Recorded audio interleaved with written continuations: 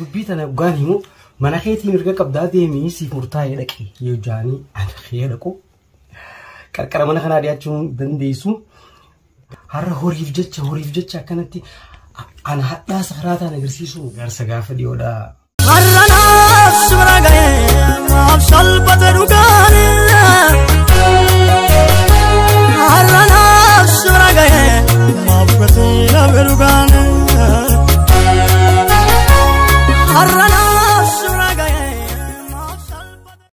Yoya Shamar Kafune hordoftoonni Saaroon Entertainment biyya keessaa fi biyya alaa nageenyi koo kan jaalalaa fi kabajaa isiniif haa baay'atu.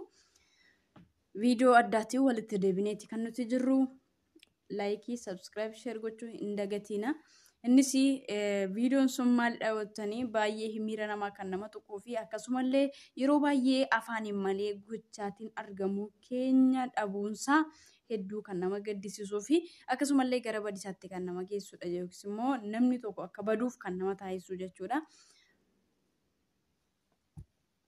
Maaliin irraa billeessi dilan?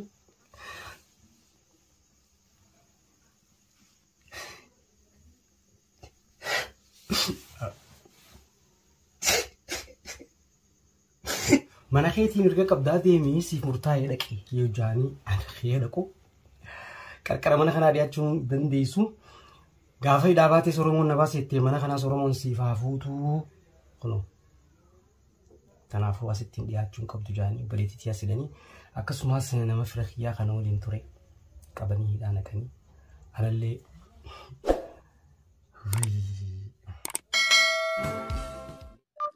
akkuma isin beektanii artistii Sharmarkeen kanaan dura hidhamuu isaanii beektu jechuudha. Innis rakkoo siyaasaa osoo hin taane wal dhabdee maatii fi maatii gidduutti bu'eedha jechuudha.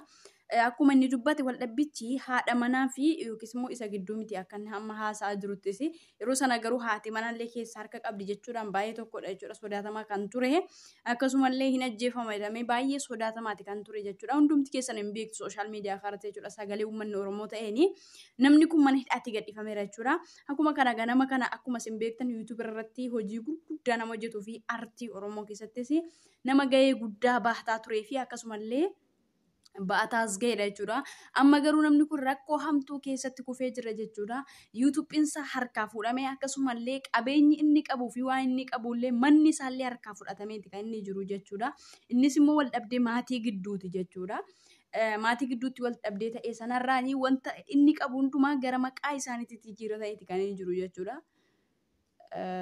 Seerri Itoophiyaa keessaa kun garuu yeroo tokko dhugaa yeroo makan biyya keenya wayya jennuyyuu jechuudha nama garrama jechuudha. Qabeenya kan nama tokkoof jechuudha. Abbuma birrii qabuu fi yookiis immoo abbuma maallaqa qabu yookiin abbuma dubbii beekamu tokkotu fudhatama guddaa argata jechuudha akka biyya keenyaatti jechuudha. Egaa namni kun akkuma isin beektan jechuudha qabeenya isaa saamameeti jechuudha. Fakkeenyaaf kana isinitti agarsiisa jechuudha. Kun amma eerfooniidha jechuudha. Yookiis immoo sammaa kan ittiin bilbila jechuudha. Qabeenya kanan qabatee namni biraa yoo harkaa fudhate jechuudha. Kalas duwwaatti hafeeraa jechuudha. Yoo maallaqa biraa qabaadhee hin bitu ta'e jechuudha. Kanaaf namni kun illee waan qabu jechuudha. Mana jireenyaatti qabatee YouTube hojii isaa illee jechuudha. Harka fudhatamee mana hidhaatti dararfamaa kan ture ammallee harka kan hin jirre jechuudha. Kan inni dubbataa jiru jechuudha. Ilmi dhiiraa jechuudha. Yoo rakkatee rakkoo xiqqootti hin bu'u. Yoo miidhames miidhama xiqqootti hin bu'u. Akkasumas waan xiqqootti dafee imimmaan isaa dhangala'u. Yoo rakkoon hamtuun isarra geessee fi qabachuu dadhabee onneensa gaafa dhiigdu bo'uu eegala ilmi dhiiraa jechuudha. Akka keenya yookiis miti jechuudha dhiironni jechuudha. Kanaafiyyuu namni kun illee yeroo akkasitti imimmaan buusee bo'u jechuudha. Nama dirmatuuf dhabee akkanatti yeroo cinqirfamu uummanni inni keessa dhalatee fi sabni keessa dhalatee fi namumti namummaa itti dhagaa'e maal eegaa? Anaaf gaaffiidha jechuudha. Namni kun osoo waa tokko ta'eeti suuraa godhachuu fi as fiinnee achi fiinnee afarsuun akkasumallee sooshaal miidiyaa irratti asiin guyyaa 2-3 ittiin piroomoot hojjetachuun salphaadha. Namni kun osoo waa tokko ta'e jechuudha. Harka namaas ta'e harka isaatiin jechuudha.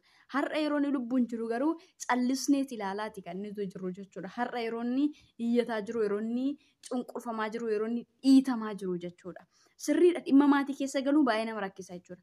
Haa ta'u iyyuu malee rakkicha gadi bu'amee maali rakkoon jedhamee furamuun dirqama jechuudha. Anaa fi haadha mana jidduu akka hin jirre namni beeka. Keessattuu gaa eegaa Hamzaan sagalee gadhiisees waan jiru gizee gadhiisuus Hamzaan hordoffii hedduu waan godheef nu jidduu jibbaata hedduu arkee dubbii tana dhugaan himu mana keetiin mirga qabdaa deemii siif murtaa'ee dhaqi yoo jaanii ana kee dhaqu qarqara mana kanaa dhiyaachuun dandeessu har'a horiif jecha akkanatti ana hadhaa sakaraataan agarsiisu garsa gaafa dhiyoodha namni rakkootii yaarkee Hamzaan dubbatee irraa kan ka'e si gargaarra jaanii gaahamilee gargaarsaa sanillee namutu if duuba deebi'ee akkaan gabbee manaas kireeffadhee si galee gara hojiidhaatti hin seennes gargaarsi naa godhamees takka illee hin jiru. Akkaan mana murtiitti dhimma kiyya fixachuu hin dandeenyees xabaqaa bitadhee waan saamamee kana deeffachuu akkaan hin dandeenyees wariin anaaf si waliin qabnu hunda fudhatanii maqaa isaanii jijjiiratanii jiru. Akkuma inni dubbate jechuudha uummanni yeroo sana sagalee ta'ee fi isa baaseera jechuudha. Sagalee uummanni ta'ee fi akkasumallee Hamzaan Sheek Jaabir jechuudha isa irra caala kan iyyaa ture jechuudha yoo dhugaa dubbanne jechuudha. Ani isarratti argee yeroo jalqabaaf jechuudha. Akkasuma uummanni Oromooillee kallattii danda'uun iyya ta'ee fi baaseeti kan inni jiru. Erga sana booddee hin gargaarraa akkasuma gargaaramuu qabaa jedhamee ture jechuudha. Namni kun gargaaramuu qaba jedhame garuu ergesiiti gadi bu'amee ergesi walii galameera jedhame jechuudha. Garuu ergesi namni kun maalirra ga'ee jedhamee jechuudha. Namni as ba'ee dubbatee fi akkasumallee nama kan as baasin jiru jechuudha. Asumarraan abdeeshoo guddaa galatoomiseen jedha. Kana qorqortee as baasuun kee jechuudha. Waan namni dagateedha jechuudha. Innillee jechuudha gargaarsi jedhamee fi si gargaarra kan jedhe uummanni Oromoo dhugumaan eeyyee sagalee naaf ta'e na baaseera. Garuu gargaarsuun homaa wanti na bira ga'e tokkollee hin jiru. Maal keessa kan jirullee namni hawwatu hin jiru jedhe jechuudha. Namni kun jechuudha. Garuu yeroo sanaaf ho'i jedhamee yeroo sana ho'ee iyyatamee jechuudha. Namni kun akka inni manidhaa keessaa gadhiifamu taasifame ergesi booddee galuu waan namni kun irra ga'e namni adda baasee tokko hin jiru jechuudha.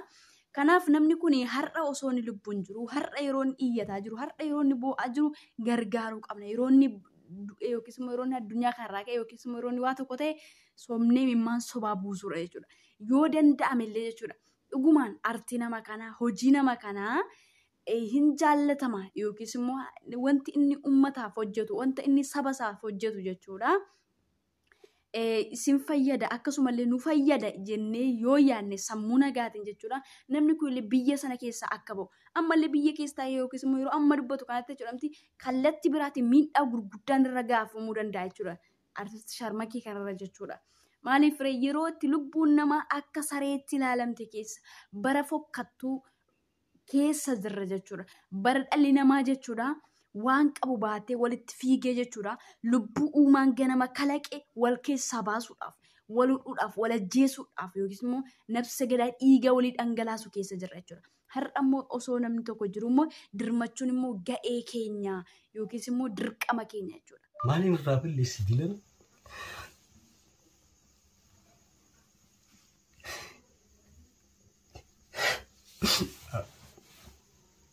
يا إدارة فهمت التيتي يا نبي رفتي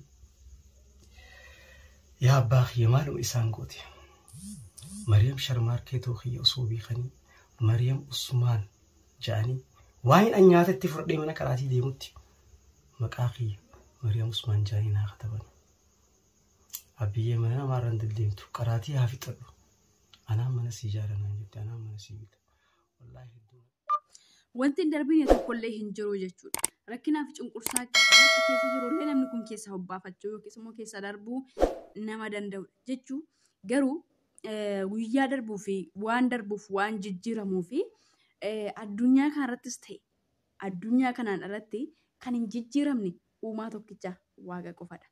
Kanarraa kan hafe dhalli namaa wanti addunyaa irratti argamu kamuu jijjiiramaadha jechuudha. Kan hin jijjiirame tokkicha samiif dachee uume qofadha. Kanaafiyyuu moggaasa garaagaraa fi maqaa garaagaraa namatti kennuun uumaa harka waaqatti qoosuun baay'ee waan fokkata jibbisiisaa jechuudha. Akka du'u namni yaadachuu qaba. bornan du'a eeyyee jedhee jechuudhamti har'a haqa namaa fi akkasumallee har'a waan badaa gochuurraa of eeggachuu qaba. Oromoo namummaan kasitti dhaga'amu guutummaan kee har'a nama jabaa kee yeroo lubbuun jiru dhaqqabadhu. Dafiitii bira gaawwadhu. Boriyoonni darbe hin boo'iin. Boriyoonni darbe hin gunguniin. Har'a garuu yeroo inni lubbuun jirutti dafii qaqqabadhuuti rakkoo hamtuu keessa jiruu fi isanni itti imimmaan buusee harqaa jiru kana keessa isa baafadhu. Nagaan tura. Ani kan isin wajjin ture Saaroon Entertainmentirra. Yaadaa fi koomentii yoo qabaattanis naaf barreessaa. Dogoggora koo hundumaas natti himaa.